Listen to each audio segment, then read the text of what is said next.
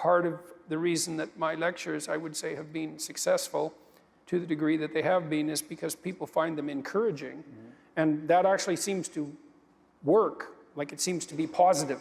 Because it isn't necessarily good news. Well, it seems to be. I mean, it isn't necessarily the case that that would be the case, you know, because it could have been that I would have said encouraging things to people. There's more to you than meets the eye, and you're capable of more than you're demanding of yourself. And, you know, if you took on your responsibility and faced the things that you're trying to avoid, that your life would be richer and better and for you and for everyone around you. And the result of that could have been that thousands of people would come to me and say, you know, I gave that a pretty good shot, and your advice is really awful, and everything is, well, seriously, like, I took on that responsibility, it just bloody crushed me, and I'm way worse off than I was before, and everything's gone to hell around me, and like, thanks a lot, buddy. And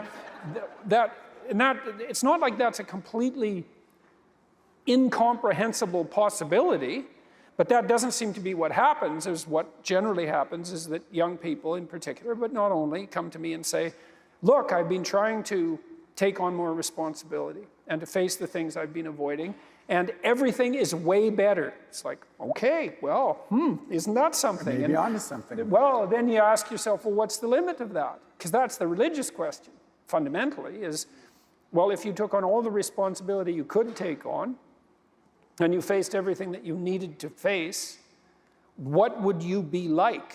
Who would you be? And how would the world transform around you? And, well, if the partial answer is, well, if I do that a little bit, things get a fair bit better, then the next question might be, well, what if you did that completely?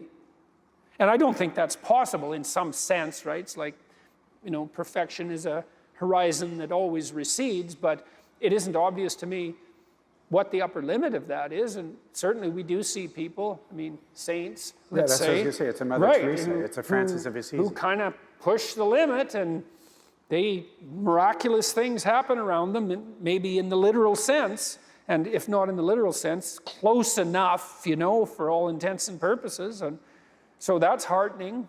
I mean, I tear myself apart about this in many ways, because I think perhaps it's possible to take on too much responsibility and to crush yourself as a consequence. Maybe that's a sin of pride. Who knows? It's certainly possible. But my experience so far has been that when you see people bear their suffering nobly, there's nothing in that but good. That's something. And then when you see people take on more responsibility and decide that they're going to aim up and confront their suffering honestly and forthrightly, that their lives get better and the lives of people around them get better too. And so that's very strange as well, because it also means that the pathway to less suffering is through suffering, right? And that would be hopeful if the world was constituted that way. It's like, well, there's suffering. How do you make it worse? Run away. How do you make it better?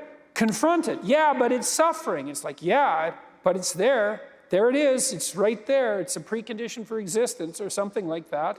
And it's like you have something important to do as well. And you confront it, and that's the pathway to transcending it. Probably. It's rough. Maybe we wish it would be different, and maybe we don't, too. Yeah, when I was reflecting on parts of your chapter, one of the things I was reflecting on, in light of also the snake, right?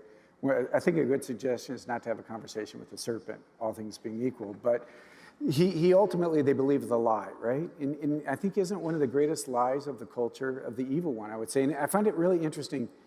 You use the word the adversary in Satan, which from a psychologist and a scientist, this morning you said, yeah, you meant that there is an evil, there is a personification of evil. If you read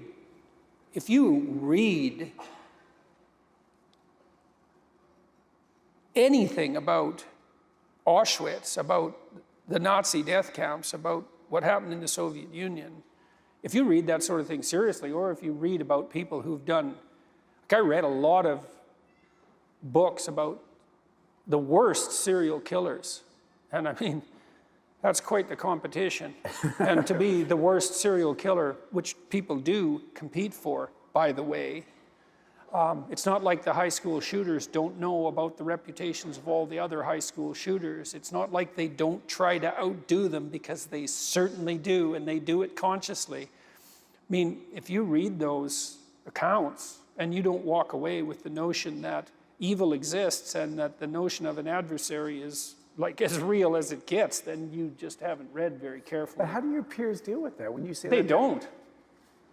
You know, I mean, psychologists generally don't. I mean, Some clinical psychologists talk about evil, but non-clinicians tend not to, and that's because they just aren't confronted by it. You are if you're a clinician. I mean, you see things in families that are so terrible that they're inexpressible and multi-generational often, you know, and the only language that you can really fit that sort of thing in is a religious language.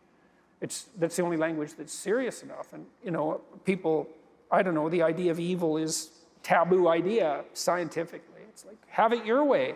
You know, one of the things that Solzhenitsyn claimed was that the Nuremberg judgments were the most significant ethical event of the 20th century, or at least among them, because the Nuremberg judgment was that some things are wrong, right? You don't get the excuse, I was following orders. You don't get the excuse, that's how my culture looks at it.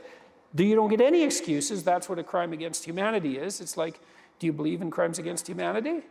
The answer is either yes or no, because those are the two answers. And if it's no, it's then, okay, you have the world where that's the belief and see how that goes. And I'll have the world where I think that there are things that are evil, and we'll see how that goes. And because you're going to not condemn the imposition of pointless suffering on people for the sake of the suffering, that's not wrong in some fundamental and transcendental sense. I mean, you can say no, you know, say, I don't believe in evil. It's okay, but that has its consequences, and one of the consequences is you can't condemn evil. That's a problem, you know, or maybe not, but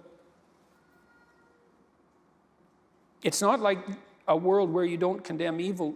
It isn't like there aren't consequences to that decision, you know. And I also think that there's no good where there's no evil, right? And so if you dispense with the idea of evil, don't you simultaneously dispense with the idea of good? I mean, because if something doesn't exist, how does its opposite exist? And if evil doesn't exist, then how does good exist? Because in some sense, those two things they're integrally linked in their reality. One of them only can't exist, right? That isn't how things work. If there wasn't something that wasn't good, there couldn't be good. And maybe that's the reason there's evil, you know, metaphysically speaking, because you might ask yourself, well, why would God make a world that's characterized by evil? And the answer is, well, maybe evil can exist as a possibility, but not a reality. It could, if we did things right, evil could exist as a possibility and not a reality.